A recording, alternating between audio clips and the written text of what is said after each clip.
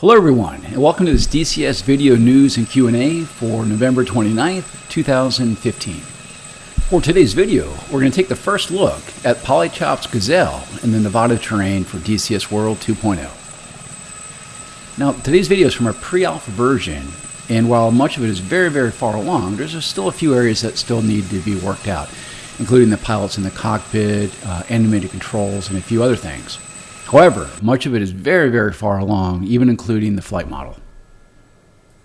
At this point, we're very impressed with what we're seeing, anywhere from the flight dynamics to the cockpit systems to the 3D art, and we're sure that the delivered version for the open beta is going to knock your guys' socks off.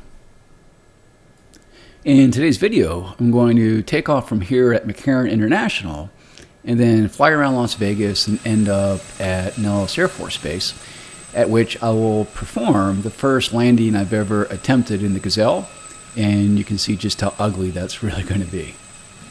In later videos, I'll go ahead and I'll give you examples of cold starting the Gazelle, as well as weapon usage. And then after the news, we'll come back to the Gazelle and we'll do a Q&A interview with the guys at Polychop. So, moving on to the DCS World news this week, the biggest news, of course, is the pending release of the Nevada map, which will also be part of DCS World 2.0. Now, as a new DCS product, of course, this will require a key, and also the DCS map as part of 2.0 will also be a completely separate build than the current release version of DCS World and 1.5. Now, once the Nevada map and 2.0 are out of alpha, then we'll go ahead and integrate that back into the public release version. Now, for our Steam users, we definitely do plan on releasing the Nevada map and 2.0 on Steam as well, and that will happen after we've killed off the most ugly bugs from the alpha, and at that point then we'll go ahead and we'll release this on Steam as well. Now, for those of you that have not already purchased a key for Nevada, I'll include a link to the online site where you can purchase a key in the video notes.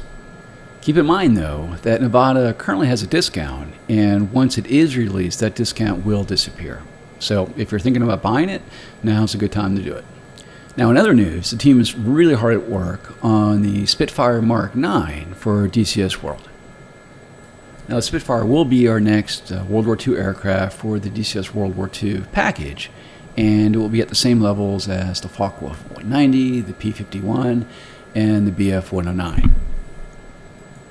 Now, speaking of the World War II aircraft, we also have a sale ongoing right now where you can buy a bundle of the Focke-Wulf 190 and the Bf-109 for 20% off, and you can also add an additional 30% off with bonus points. Now, also on the subject of sales, Steam has their autumn sale ongoing right now, in which we have most of our modules on sale, ranging anywhere from 20% up to 40% off. Finally, the last news item concerns the F-86 versus MiG-15 tournament. Now, as some of you have read, we had to delay it a bit as we've been really focused on getting the Nevada map out the door. And once that is done, then we'll go ahead and we'll announce the dates that this tournament will get started. So that's it for the news today. So we're going to come back to the Gazelle now, and we'll get started on the Q&A. For this Q&A, though, we're going to do it a little differently in that we've actually submitted your questions to members of the Polychop team, and they're actually going to answer them for themselves. So let's get started. Hi Matt, hi Simmers, this is Oli from Polychop Simulations. I'm here to answer some of your questions on the upcoming Gazelle module, so let's do this. So let's start with the first question. Is there any GPS, moving map or data link type functions? Answer. This module will feature no moving map and no data link, but you can lace a target point to get its distance plus heading, and in the same time look at the nadir and get your current position to communicate through the radio. Question. Will Polychop be able to offer us these other weapon options? Answer. This model simulates only the SA-342M Hot Vivian, so no other weapons than the Hot 3 missile at the moment. Question. Will the model be released with a finished flight model? Answer. The flight model has been set and checked by real helicopter pilots, Gazelle pilots, but also real Puma and Bow pilots. The way it flies without any correction, with or without autopilot, reflects the way a real Gazelle pilot feels it. Question. For DCS you can change between gunship and slick via the normal loadout menu. It would seem like this would be a natural way multiple weapon variants would be loaded onto the Gazelle as well. What is different about the Gazelle that it cannot simply use the normal loadout menu to determine its armament? Answer. You can add or remove equipments with the normal loadout menu as usual. For different Gazelle versions it's not possible due to the fact that the cockpits are different. Question. Will the Gazelle or the Bow 105 be able to lace targets for other planes like the Mirage 2000C? Answer. Like in real, this Gazelle version won't be able to do that. Question. Shared multiplayer cockpit will be available? Answer. Yes, as soon as it will be available for third parties. Question. Will the Gazelle ship with training missions like the one for the Huey and the Mi-8? And will it also include a single player campaign of some kind? Answer. Yes. A 12 mission single player campaign plus training missions and more will be part of this module. Question. While the player is in the commander seat and the helicopter is controlled by the other pilot, autopilot, SAS, is it possible to control the Vivian sight with the joystick, or will we have to use slew controls like? Answer. In any situation of flight, the co-pilot can control the camera. You can assign a second joystick to the camera or use the keyboard. The main joystick can be used to move the camera only in auto hover mode when it's no more needed to fly. Question. Is the countermeasures dispenser only capable of dropping flares or also radar countermeasures? Answer. Only IR flares. Question. Is the Vivian sight capable of any smart functions, like terrain following or automatic target tracking? Answer. The Gazelle autopilot has 3 modes: auto hover, altitude hold, speed hold. You can also slave the autopilot to the target point. Question. Are there any units that are capable of jamming the hot missile in the sim? Answer. The hot missile is a visual guided missile, so it can be jammed by smoke, objects or terrain. Question. Expected troop transport with the SA-342? Answer. You can simulate troop carrying in a mission editor. Question.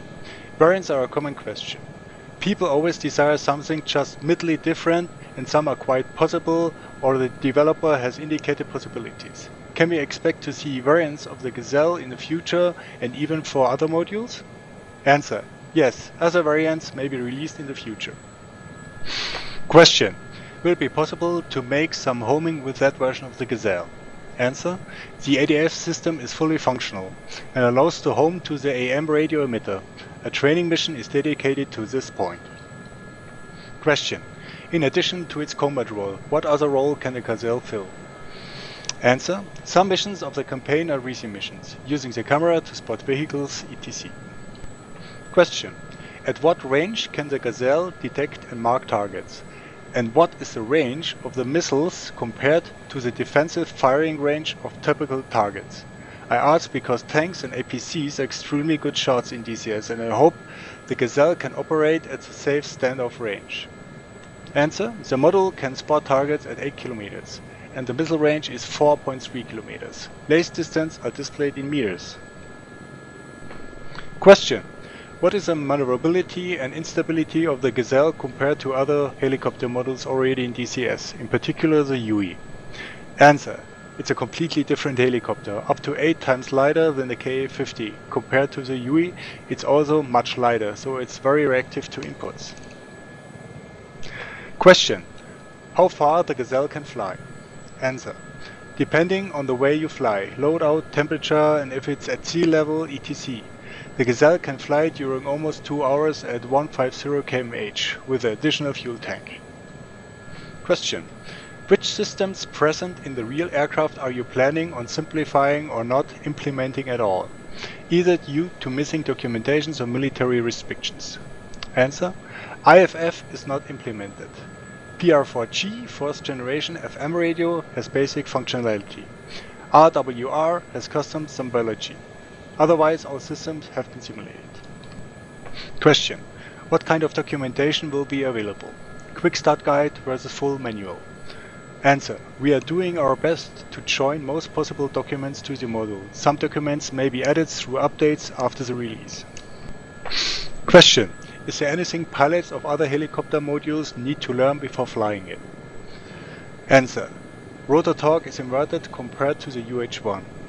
Okay. First, you can trim in two ways. First way is just like the KA-50. And second, you can use the China head for a more precise trim, assuming you assign your controls in the command option screen first. Second, there's no reset trimmer function, so you'll have to recenter the trim manually.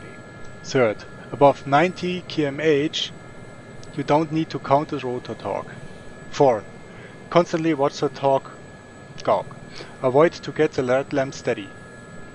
Fifth, the real Gazelle doesn't have any yaw trimmer, but an option can be checked to have it in special SA342M options. Sixth, when you're starting a mission, the Nadia will preload the waypoints that were defined in mission editor automatically. If the option is checked in special SA342M options, it's checked by default, otherwise you'll have to enter the waypoints manually. Seventh, max horizon speed will be around 250 kmh. Normal cruise speed is 150 kmh. Best climb speed is 120 kmh. 8th, VNE is 310 kmh. 9th, the helicopter may enter vortex effect if descent speed is lower than minus 240 meters per minute at low speed. 10th, don't forget to warm up and get the gyro working at start, otherwise the autopilot won't do the job. Question. How fragile is the engine? Can you hurt it easily by overheating and or overstressing it? Answer. You have to watch constantly the torque gauge, not to overheat the turbine and blow it up. Question. How complex is the damage model? And will be tail rotor failure physics simulated? Answer. Damage model includes vertical tail, rear rotor, tail tube, main rotor, engine, main rotor blades, cockpit, pilot. Each damaged part will reflect in the FM. Question. Can you elaborate on the Rishi functionality mentioned for the Gazelle missions in the Check 6 interview?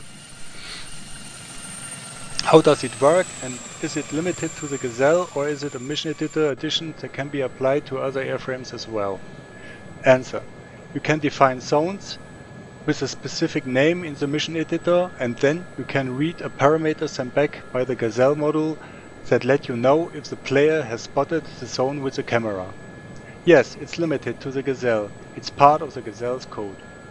A sample Risi mission will be part of the module for mission designers. Same for the refuel zones. Thanks, Ollie, for answering all these questions. For the next 20 minutes or so, I'll continue flying around the Las Vegas area and eventually land at Nellis Air Force Base. I hope you all enjoyed this video, and I'll see you next time.